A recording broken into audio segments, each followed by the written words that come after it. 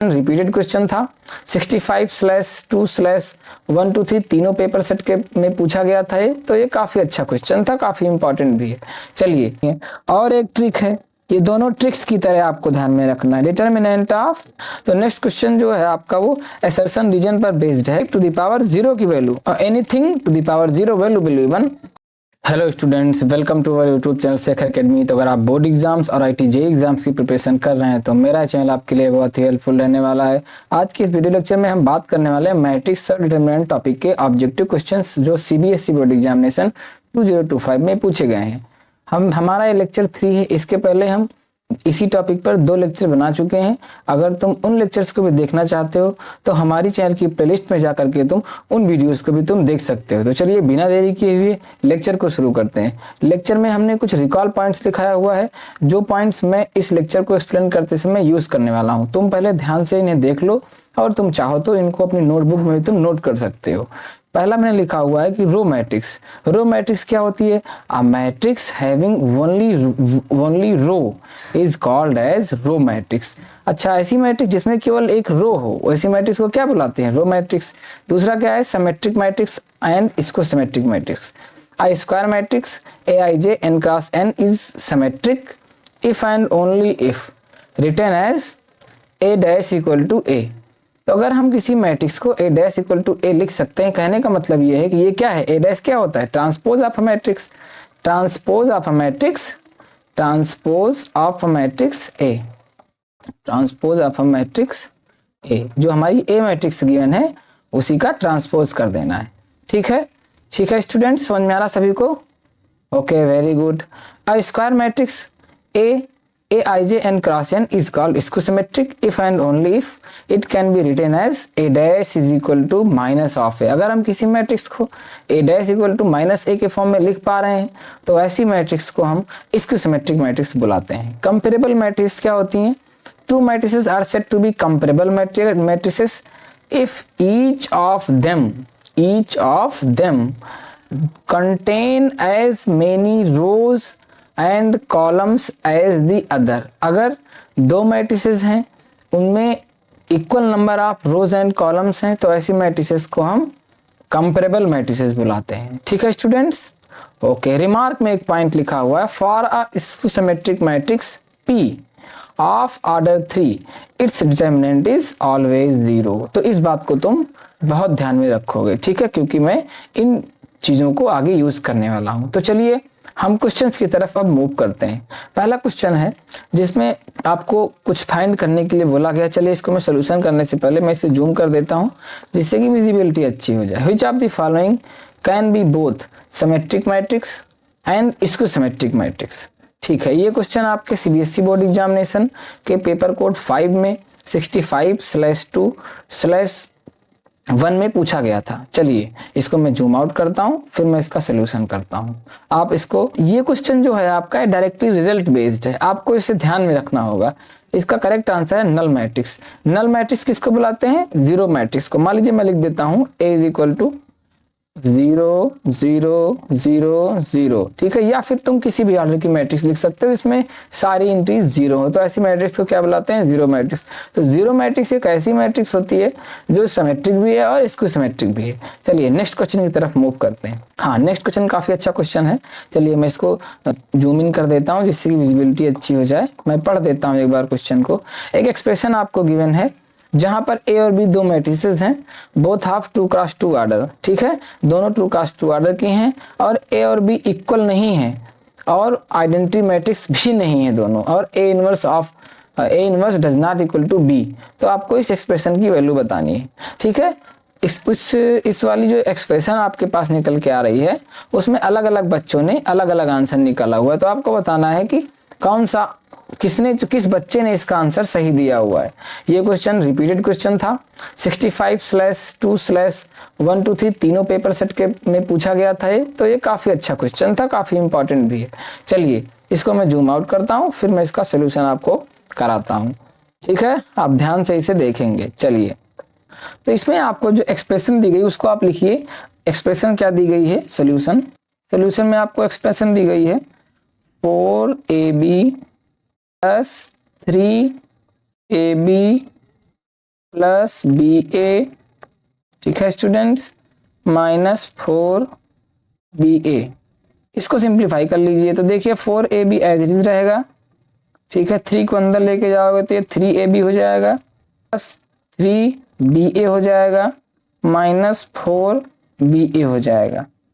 अब जो product same से हैं, जैसे देखिए ये जो AB है वो इसके साथ और जो ये BA है वो इसके साथ मर्ज हो जाएंगे, तो क्या हो जाएंगे 7AB, ठीक है। ये मिल जाएगा यहाँ से और यहाँ से माइनस का BA। तो देख लीजिए किसने इसका करेक्ट आंसर दिया है, किसने दिया है, बीना ने इसका करेक्ट आंसर दिया है। तो आपका बी ऑप्शन इसका करेक्ट आंसर हो जाएगा, बी ऑप्शन में करेक्ट लगा लीजिए। चलिए नेक्स्ट क्वेश्चन की तरफ हम मूव करते हैं। हाँ, नेक्स्ट क्वेश्चन भी काफी अच्छा क्वेश्चन है, ये भी रिपीटेड था, कई सेटों में पूछा गया था, ठीक है। 65/2/1 2 3 तीनों सेट्स में पूछा गया था। इसमें आपको कहा गया है कि दो मैट्रिसेस हैं जो कि ए और बी, जो कि स्क्वायर मैट्रिसेस हैं of order m such that a square minus B square is equal to a minus B, a plus B. Then आपको बताना है जो स्टेटमेंट्स नीचे लिखे हुए हैं ABCD करके, इनमें से कौन सा सही है, ठीक है स्टूडेंट्स। ओके, चलिए मैं इसको जूम आउट कराता हूँ, फिर इसका सोल्यूशन करवाता हूँ। चलिए देखिए सोल्यूशन, देखिए इसको मैं किस टाइप से इसको सॉल्व करने वाला हूँ, तो आप ध्यान से देखिएगा। सोल्यूशन में आपसे कहा गया है कि सोल्यूशन में देखिए आप, तो a square minus B square किसके इक्वल आपको बोला गया है, ये बोला गया है ए माइनस बी और ए प्लस बी के इक्वल बोला गया है। आप RHS को सिंप्लीफाई करिए थोड़ा सा, तो ए प्लस बी, ठीक है, माइनस बी और ए प्लस बी, ठीक है स्टूडेंट्स। Okay, very good. अब ए को अंदर लेके जाएंगे तो a square plus a b minus B a plus b square, और हमारा LHS में क्या चल रहा है, a square minus B square. अब देखिए जैसे ही आप इन टर्म्स को इधर लेके आओगे तो ये टर्म्स कैंसिल आउट हो जाएंगे, ठीक है। इधर से समझ में आ रहा है, तो आपको क्या मिलेगा, a plus B minus B A is equal to 0 रहेगा। तो आप इसको एक टर्म को उठा करके आप RHS में ले आइए, LHS में ले आइए, ठीक है। तो क्या हो जाएगा, ए b is equal to b a b is equal to b a always holds, ठीक है।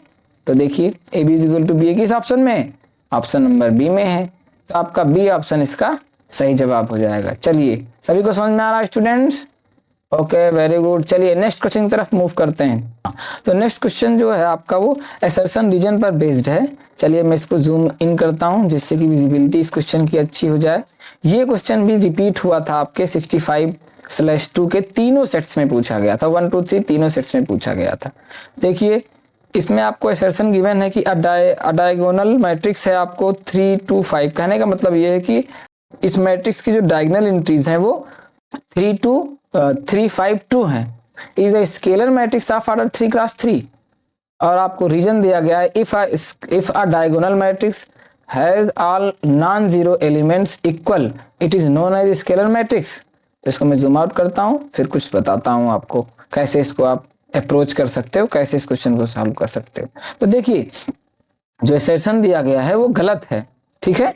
क्यों गलत है, क्योंकि एक स्केलर मैट्रिक्स होने के लिए जो हमारी डायगोनल मैट्रिक्स होगी ए, उसकी सारी एंट्री सेम होनी चाहिए। मान लीजिए 3 था तो 3 3 3 तीनों जगह होना चाहिए था, लेकिन यहाँ पे क्या है, यहाँ पे आपका 3 5 2 है, इसलिए ये गलत है, ठीक है।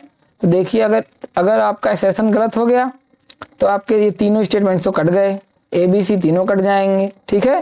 तो आपका करेक्ट आंसर कौन सा बन रहा है, डी। और देख लीजिए यही डिफिनीशन ही होती है, स्केलर मैट्रिक्स की डिफिनीशन क्या होती है, a diagonal matrix has all non zero diagonal entries are equal is known as scalar matrix. तो आपका डी ऑप्शन इसका करेक्ट हो जाएगा। चलिए हम नेक्स्ट क्वेश्चन की तरफ मूव करते हैं। सभी को पहले मैं इसको जूम इन कर देता हूं जिससे कि विजिबिलिटी अच्छी हो जाए। इस क्वेश्चन में कहा गया है आपको कि P एक स्क्वायर मैट्रिक्स है ऑर्डर 3 की, if determinant of P is equal to alpha then 25 to the power alpha की आपको वैल्यू बताना है। ये क्वेश्चन 65/2/2 में पूछा गया था। चलिए मैं इसको जूम आउट करता हूं, फिर मैं इसका सोल्यूशन कराता हूं, आप इसके सोल्यूशन को ध्यान से देखेंगे। चलिए देखिए सोल्यूशन, अभी मैंने आपको पीछे एक रिकॉल लिखाया हुआ था कि अगर कोई जो है मैट्रिक्स जो है आपकी वो एक 3 ऑर्डर की मैट्रिक्स है और स्क्यू सिमेट्रिक है, तो उसका डिटरमिनेंट क्या होता है? 0। और आपको गिवन है कि आपकी जो मैट्रिक्स P है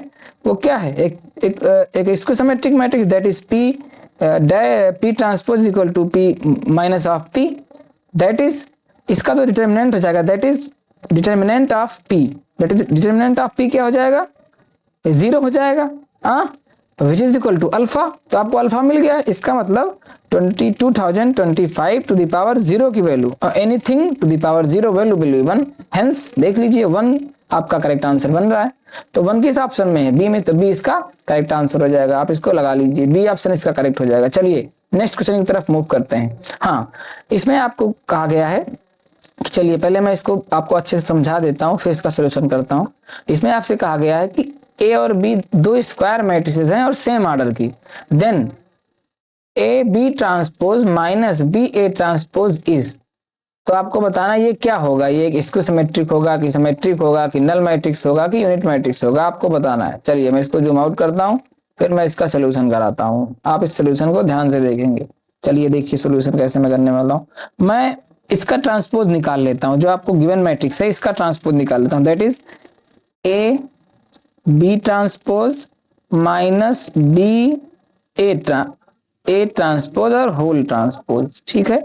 इसका मैं ट्रांसपोज कर देता हूं। अच्छा, ट्रांसपोज डिस्ट्रीब्यूटिव होता है, इसे डिस्ट्रीब्यूट हो जाएगा, तो ए बी ट्रांसपोज हो जाएगा, इसका whole transpose minus B A transpose और होल ट्रांसपोज, ठीक है। अब ट्रांसपोज को अप्लाई करिए तो क्या हो जाएगा, ये अगर आप अप्लाई करोगे तो आपको मिल जाएगा, रिवर्सल लॉ के साथ ओपन होगा ये, तो आ जाएगा बी ट्रांसपोज का होल ट्रांसपोज और ए ट्रांसपोज माइनस, ये भी जो है रिवर्सल लॉ की हेल्प से ओपन होगा, तो ए ट्रांसपोज का होल ट्रांसपोज और बी ट्रांसपोज, ठीक है स्टूडेंट्स।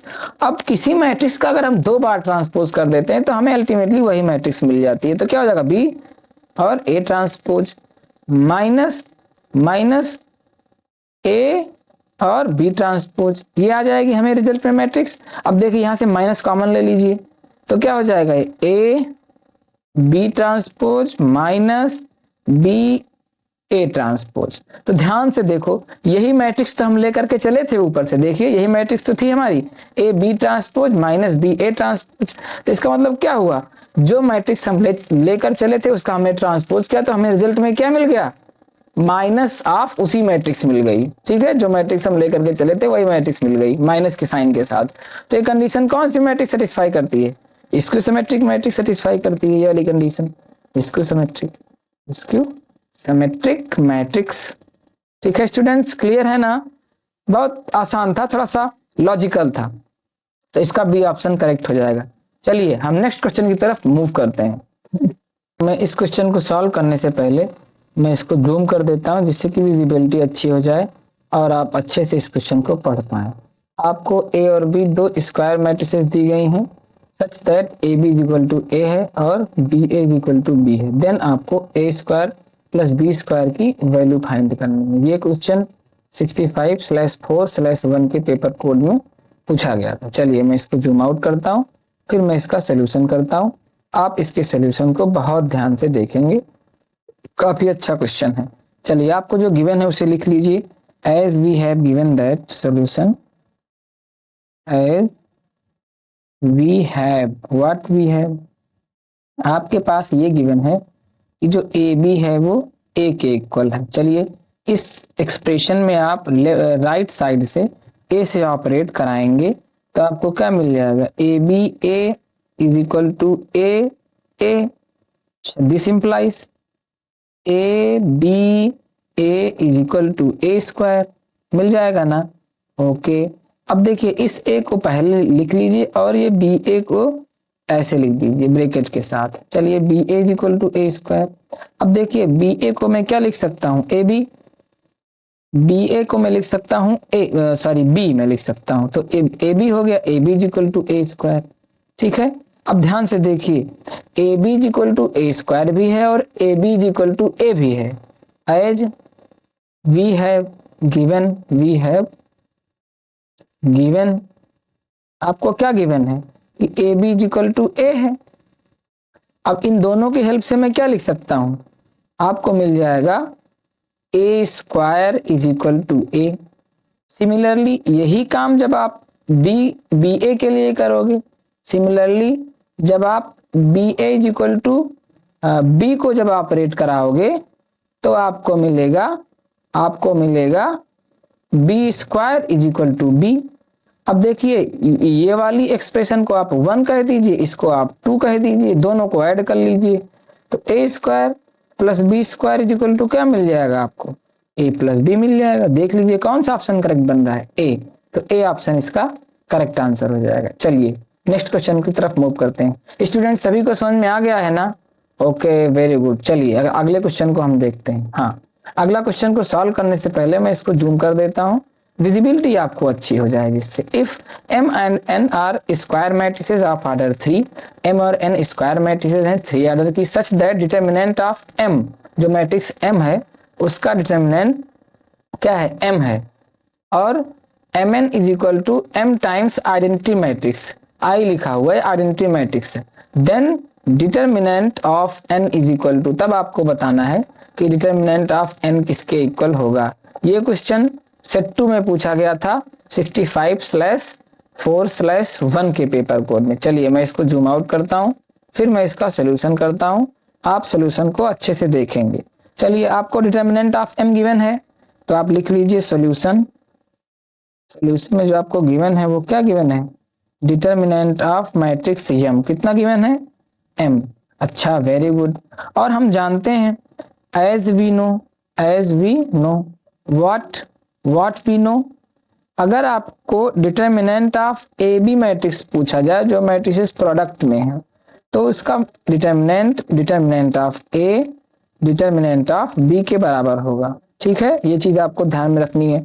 और एक ट्रिक है, ये दोनों ट्रिक्स की तरह आपको ध्यान में रखना है। डिटर्मिनेंट ऑफ के टाइम्स किसी मैट्रिक्स आइडेंटिटी में मल्टीप्लाई कर दूं मैं किसी के से, के क्या है, एक कांस्टेंट है, तो जो डिटर्मिनेंट होता है वो आपका k to the power n हो जाता है, for n being order of matrix, n be order of matrix. तो इस बात को भी ध्यान में रखना है। तो आप अप्लाई करिए इन ट्रिक्स को जो मैं आपको बताया हूं। जैसे ही आप ट्रिक को अप्लाई करेंगे तो आपको मिल जाएगा, क्या मिल जाएगा, डिटर्मिनेंट ऑफ mn है ना आपके पास, डिटर्मिनेंट ऑफ mn है ना, ये क्या है, क्या हो जाएगा, डिटर्मिनेंट ऑफ mi हो जाएगा ना। जो आपको गिवन एक्सप्रेशन है वहां से देखिए, इसको स्मॉल m करना है, यहाँ पे जो गिवन है ये एक्सप्रेशन देखिए, ये वाली, इसी एक्सप्रेशन से मैं लिख रहा हूं। तो जैसे ही मैं इसमें अप्लाई करूंगा, इस तरफ ये ट्रिक अप्लाई करिए तो डिटर्मिनेंट ऑफ m हो जाएगा और डिटर्मिनेंट ऑफ n हो जाएगा, ये हो जाएगा ना, इज इक्वल टू, अब देखिए इस साइड ट्रिक से देखिए तो इसका डिटर्मिनेंट क्या आएगा, mi का क्या आएगा डिटर्मिनेंट, m क्यूब आ जाएगा ना, क्योंकि जो कांस्टेंट k है वहां वो यहाँ पे हमारे क्वेश्चन में m है और ऑर्डर 3 है इसलिए m क्यूब आ गया। और देखिए आगे कैसे करना है, तो यहाँ से डिटर्मिनेंट ऑफ m आपको पता है कितना m है और डिटर्मिनेंट ऑफ n तो आपको फाइंड ही करना है। ठीक है स्टूडेंट्स, ओके वेरी गुड। अब m को ट्रांसफर जैसे करेंगे आपको आंसर मिल जाएगा। तो डिटर्मिनेंट ऑफ n कितना आ जाएगा, m स्क्वायर कहां पर है, ऑप्शन डी में, तो ऑप्शन डी इसका आपको करेक्ट आंसर हो जाएगा। चलिए नेक्स्ट क्वेश्चन की तरफ हम मूव करते हैं। सभी को समझ में आ गया स्टूडेंट्स, ओके वेरी गुड। चलिए हाँ, ये मैट्रिक्स आपको गिवन है, इसका नेचर बताना है। चलिए मैं इसको जूम आउट करता हूं, फिर मैं आपको समझा देता हूं पहले इसमें क्या करना। दी मैट्रिक्स दिस, ये आपको गिवन मैट्रिक्स है, इसको बताना है ये कैसी मैट्रिक्स है। ये क्वेश्चन आपके पेपर कोड 65/1 में पूछा गया था सेट 2 में। चलिए मैं इसको जूम आउट करता हूं, फिर मैं इसका सोल्यूशन करता हूं। चलिए सोल्यूशन देखिए, इसमें आपको जो गिवन मैट्रिक्स है उसको लिख लो। आपको गिवन मैट्रिक्स को मैं ए कह देता हूं, तो ए इज इक्वल टू क्या गिवन है, 0 1 -2 और -1 0 -7 और 2 7 0। ठीक है, तो इसमें हमें क्या करता हूं, इसका ट्रांसपोज निकाल लेता हूं, दैट इज ए ट्रांसपोज।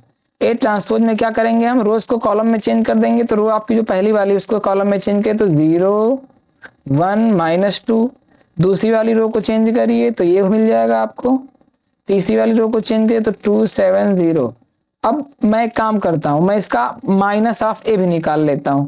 तो जैसे आप माइनस ए निकालेंगे तो आपको क्या मिलेगा, 0 -1 2 और 1 0 7, ठीक है, -2 -7 0। तो देखिए क्लियरली आप देख सकते हैं कि ये दोनों मैट्रिसेस क्या हैं, इक्वल हैं। That is a transpose is equal to minus of a. तो ये कंडीशन किसकी होती है, बताइए स्टूडेंट्स। हाँ, एक स्क्यूसिमेट्रिक मैट्रिक्स की कंडीशन है। तो ये आपका स्क्यूसिमेट्रिक मैट्रिक्स हो जाएगा। चलिए नेक्स्ट क्वेश्चन की तरफ मूव करते हैं। हाँ, तो नेक्स्ट क्वेश्चन आज का लास्ट क्वेश्चन है। ये क्वेश्चन आपके लिए होमवर्क रहेगा। इस क्वेश्चन को आपको सॉल्व करके इसका आंसर कमेंट बॉक्स में आपको देना है। ये आपके लिए होमवर्क है। चलिए, हाँ, तो ये हमारे यूट्यूब चैनल, टेलीग्राम ग्रुप और व्हाट्सएप ग्रुप की लिंक्स हैं, जिनके माध्यम से आप हमसे कनेक्ट हो सकते हैं। वहां पे आपको नोट्स मिलते हैं और आपको जो मैं कराता हूं, जो मैं लेक्चर वीडियो लेक्चर में कराता हूं, उनके भी आपको पीडीएफ्स अवेलेबल हैं। आप इन ग्रुप्स से कनेक्ट हो जाइए। ठीक है स्टूडेंट्स, ओके। अगर वीडियो अच्छा लगा हो तो अपने दोस्तों के साथ शेयर करिए, चैनल को सब्सक्राइब करिए, कमेंट करिए, लाइक करिए। थैंक्स फॉर वॉचिंग मी। स्वस्थ रहिए, मस्त रहिए, अपना और अपनों का ख्याल रखिए। मिलते हैं अगले वीडियो में, तब तक के लिए नमस्कार, जय हिंद।